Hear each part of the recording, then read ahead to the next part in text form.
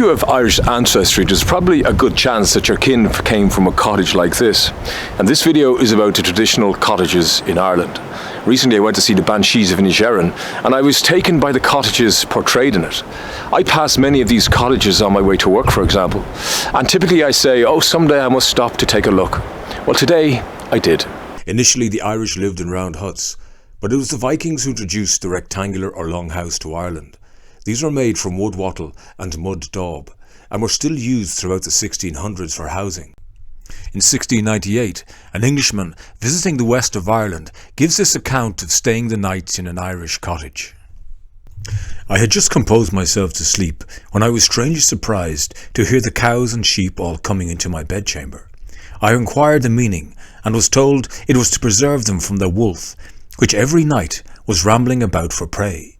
I found the beasts lay down soon after they'd entered, and truly, if the nastiness of their excrements did not cause an aversion hereto, the sweetness of their breath, which I was not sensible of before, and the pleasing noise they made in ruminating or chawing the cud, would lull a body to sleep as soon as the noise of a murmuring brook and the fragrancy of a bed of roses. Although it seems like stone cottages have been around like this forever, they are a relatively recent occurrence, dating back to around the early 1700s. The construction materials used varied from region to region, as they would generally be sourced within a 5-mile radius. This is called traditional or vernacular architecture, defined as a type of local or regional construction, using traditional materials and resources from the area where the building is located. So cottages literally grew out of the landscape that surrounded them. In Ireland there were basically two types of cottage, direct entry and lobby entry. So in our modern houses we are now used to a hallway that allows access to many rooms of a house without disturbing the other rooms. In an Irish cottage, such a concept was a luxury. So in a direct entry cottage you entered directly into the kitchen from the outside. The door was usually located at the other end of the kitchen, away from the hearth. Some cottages had a door directly opposite to counter changes in prevailing winds.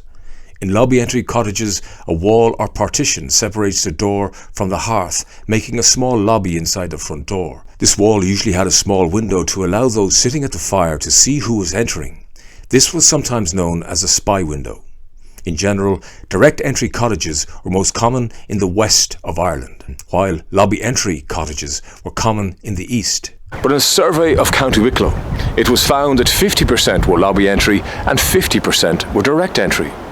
The fireplace or hearth was usually located in the centre of the house, with a bedroom behind for heat to transfer to it. The chimney wall was very strongly constructed and is often one of the best preserved features of abandoned cottages today. The fireplace was the heart and soul of a cottage, about which daily life revolved, cooking, drying, heating, and a focal centre for social gatherings. The fire was never allowed to extinguish, with ashes strewn over it at night to keep the embers alive for morning. The importance of the hearth in the cottage life is illustrated in one of our most famous sayings, which loosely translated as, "There's no place like home."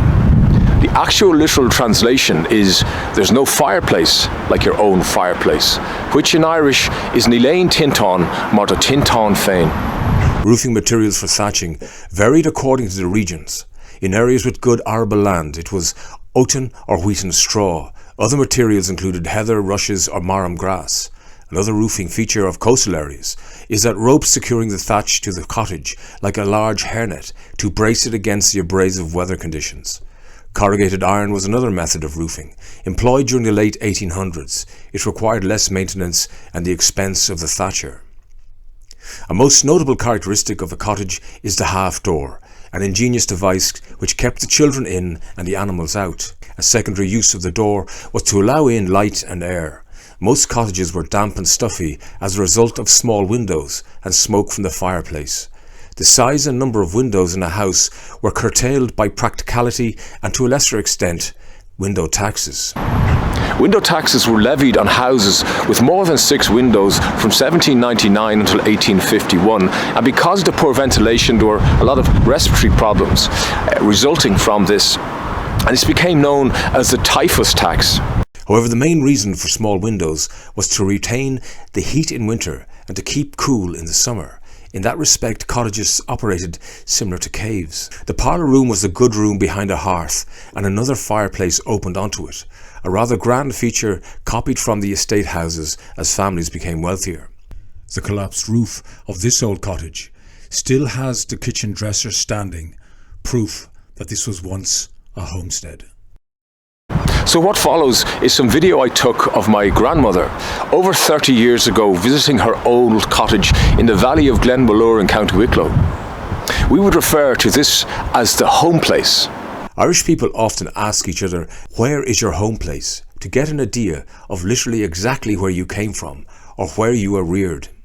It seems to be a really important question for us Irish to ask. This man asked my grandmother what was her greatest worry when she was young. My what? How was your greatest worry? I mean, you'd get sick or something like that, would it? Not enough for money.